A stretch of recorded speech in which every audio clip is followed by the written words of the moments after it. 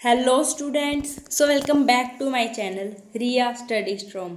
और आज हम पढ़ेंगे संधि। ठीक है, पहले हम पढ़ लेते हैं संधि की परिभाषा।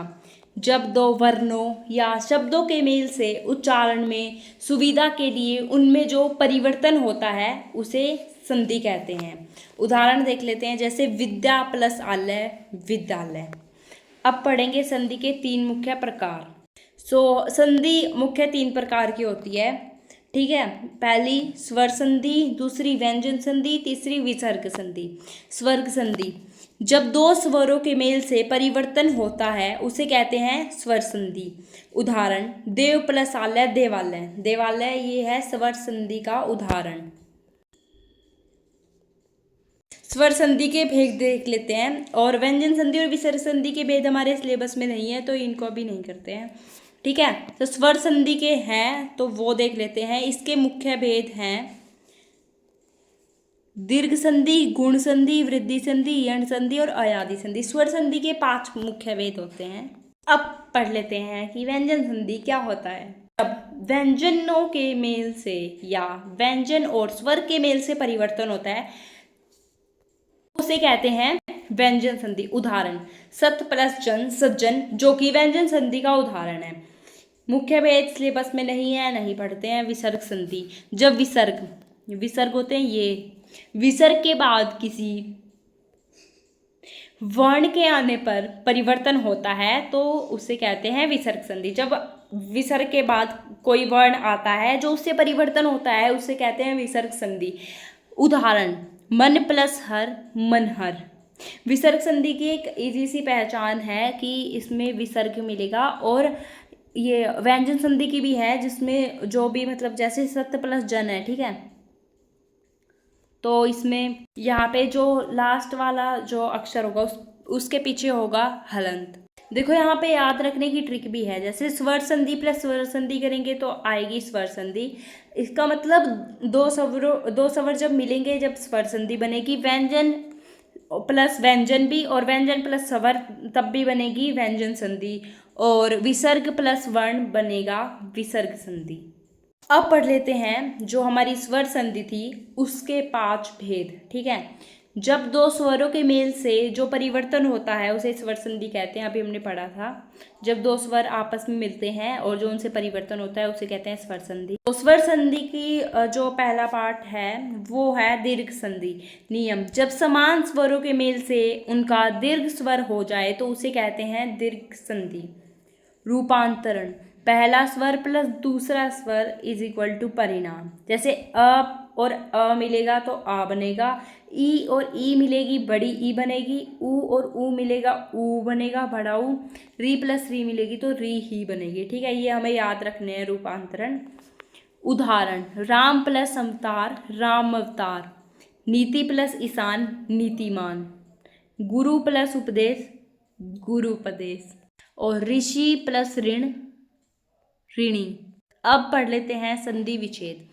संधि विच्छेद है राम अवतार की राम प्लस अवतार, और नीतिमान की नीति प्लस ईमान, गुरुपदेश की गुरु प्लस उपदेश, और ऋणी की ऋषि प्लस ऋण। ये इनकी संधि विच्छेद है जो एग्जाम में पूछी जाती है। यहाँ पे ट्रिक भी है, जब दोनों स्वर समान हो तो उनका दीर्घ हो जाता है। सेकंड है गुण संधि। नियम पढ़ लेते हैं, जब ए या आ के बाद ई ऊ आ जाए तो कर्मशः उनका गुण होकर ए हो जाता है, उसे कहते हैं गुण संधि। देखो गुण संधि किसे कहते हैं, जब ए या आ के बाद क्या आ जाए ई ऊ या आ तो उनका गुण होकर ए हो जाता है, इसे कहते हैं गुण संधि। रूपांतरण पढ़ लेते हैं, पहला स्वर प्लस दूसरा स्वर प्लस परिणाम ए और आ या ई और ई मिलके बनते हैं ए या आ प्लस ऊ बन के मिलके बनते हैं ओ। ए या आ में से एक और ई या ई में से एक।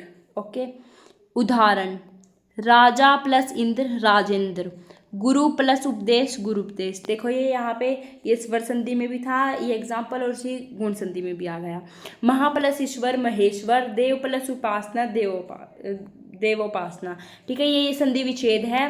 राजेंद्र की राजा प्लस इंद्र, गुरुपदेश की गुरु प्लस उपदेश, महेश्वर की महा प्लस ईश्वर, और देवोपासन की देव प्लस उपासना। अब पढ़ेंगे हम वृद्धि संधि। ठीक है, नियम पढ़ लेते हैं। जब ए या आ के बाद ई ऊ आ जाए तो उनकी वृद्धि होकर ए हो जाता है, इसे कहते हैं विसर्ग संधि। रूपांतरण, ए या आ प्लस ई या ई, तो इससे देखो या तो ए या आ या ई ये दोनों जब प्लस में होंगे तो बनेगा ए या आ प्लस ऊ या बड़ा ऊ, इससे बनेगा ओ। ये है इनका रूपांतरण। अब उदाहरण देख लेते हैं। महा प्लस इंद्र महेंद्र, तू प्लस ईश्वर, ये हो जाएगा त्रेश्वर। गो प्लस उपकार गोपकार,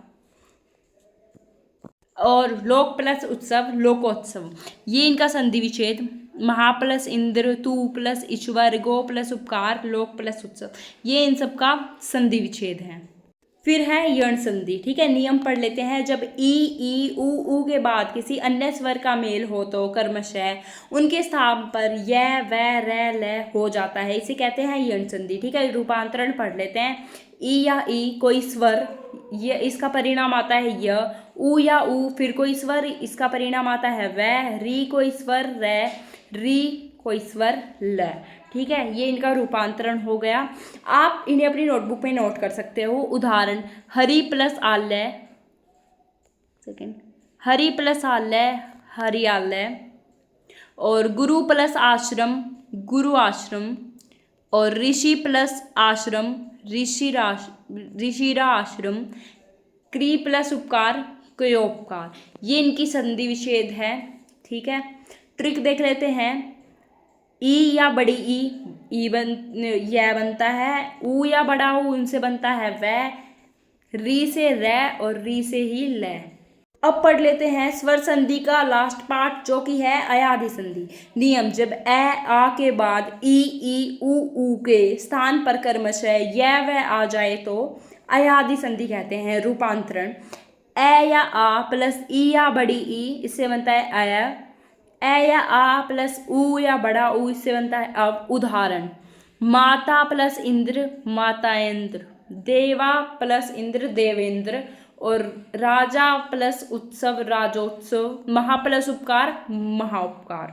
ठीक है, ये इनका संधि विच्छेद है। जैसे माता प्लस इंद्र का माता इंद्र, देव प्लस इंद्र, सॉरी यहाँ पे देव आना था, देवा नहीं, देव प्लस इंद्र का देवेंद्र, और राजा प्लस उत्सव का राजा प्लस उत्सव का राजा उत्सव से महा प्लस उपकारी का संधि विच्छेद है, और बनता है परिणाम मिलता है महावोपकार। तो फटाफट से जल्दी याद करने की ट्रिक पढ़ लेते हैं। समान प्लस समान दीर्घ, ये ए प्लस ए बनता है आ, ई प्लस ई बड़ा ई, ऊ प्लस ऊ बड़ा ऊ, री प्लस री री। ए या इनमें से कुछ जोड़ते हैं। ये गुण और वृद्धि संधि में, देखो गुण और वृद्धि संधि में इतना ही फर्क है, ये दोनों सेम रहेंगे, बस यहाँ पे परिणाम आएगा ए, यहाँ पे आएगा बड़ा ई। ओके, ये ऐसे ही ए या आ प्लस ऊ, इसमें ओ आ जाएगा, इसमें भी ओ ही आएगा। ओके, ई या ई यू ऊ, देखो ई या ई बनेगा तो यह बनेगा, ऊ और बड़ा ऊ या कोई स्वर मिलेगा तो वह बनेगा। री से र और री से ही ल, जब बाद में कोई स्वर आए। ए या आ प्लस ई बनेगा अय, ए या आ प्लस ऊ या बड़ा ऊ बनेगा, इससे बनेगा आओ। महत्वपूर्ण बात है, संधि होने पर शब्दों के उच्चारण में सफलता आ जाती है, सरलता आ जाती है। ठीक है, संधि के यही फायदा है कि जो शब्दों के उच्चारण होते हैं उसमें सरलता आ जाती है, हम उनको सरल तरीके से बोल लेते हैं।